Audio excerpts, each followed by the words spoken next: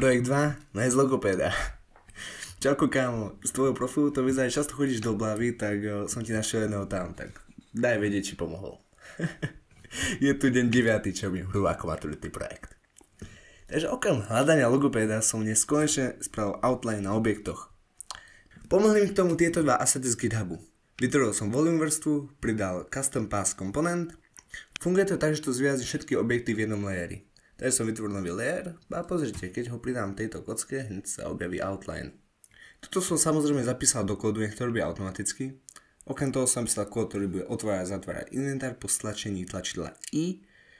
A pozrel som sa aj na drag and drop systém. Všetko krásne funguje, úplne som spokojný, všetko je dobré. Takže píšte, čo si o tom myslíte. Určite píšte, ak potrebujete z nejakého špecialistu vo vašom meste. Keď môžem, pomôžem. Čaute.